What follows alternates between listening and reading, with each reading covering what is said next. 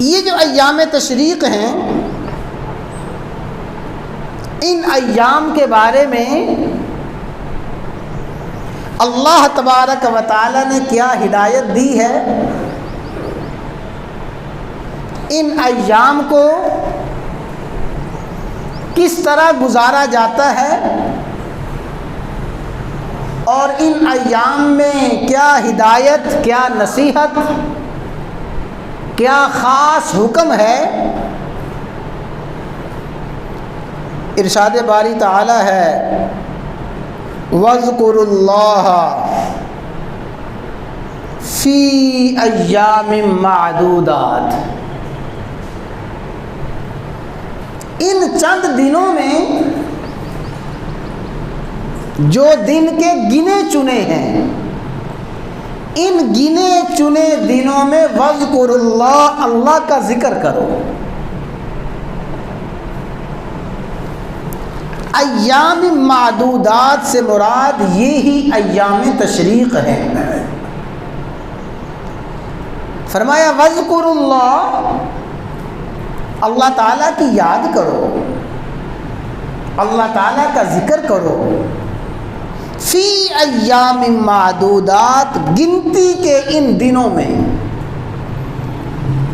ان گنے چنے دنوں میں اللہ تعالیٰ کا ذکر، اللہ کی یاد کرو۔ اللہ تبارک و تعالیٰ نے تو یہ حکم دیا ہے کہ ان دنوں میں اللہ کی یاد کرو، اور امام الانبیاء، سید الانبیاء، سید کائنات، رحمت کائنات، فخر موجودات، سیدنا و مولانا محمد الرسول اللہ، بھائی سب کہہ دیں صلی اللہ علیہ وسلم، نے ان ایام تشریق کے بارے میں ایک اور بات ارشاد فرمائی ہے۔ قرآن کریم میں تو ہے کہ یہ ایام اللہ کی یاد، اللہ کے ذکر کے ایام ہیں،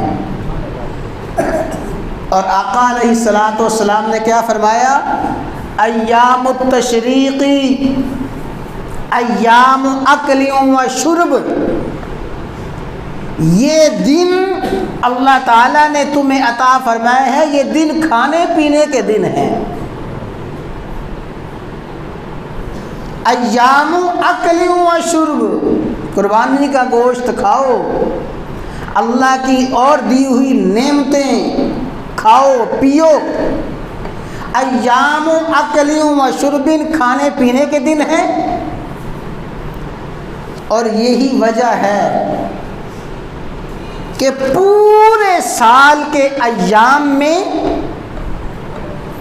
صرف یہ دن ہے کہ ان دنوں میں روزہ رکھنا عام مسلمان کے لیے حرام اور ممنوع ہے،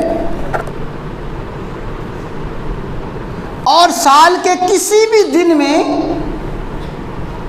جب بھی کوئی شخص نفلی روزہ رکھنا چاہے اجازت اور رخصت ہے، اور بعض ایام میں روزہ رکھنا انتہائی فضیلت اور اجر کی بات ہے، لیکن ان ایام تشریق میں عام مسلمان کے لیے روزہ رکھنا حرام ہے، حرام ہے۔ فرمایا ایام اکل و شرب، یہ کھانے پینے کے دن ہیں، اور دوسرا یہی بات فرمائی وذکر اللہ، یہ ایام اللہ کی یاد کے ایام ہیں۔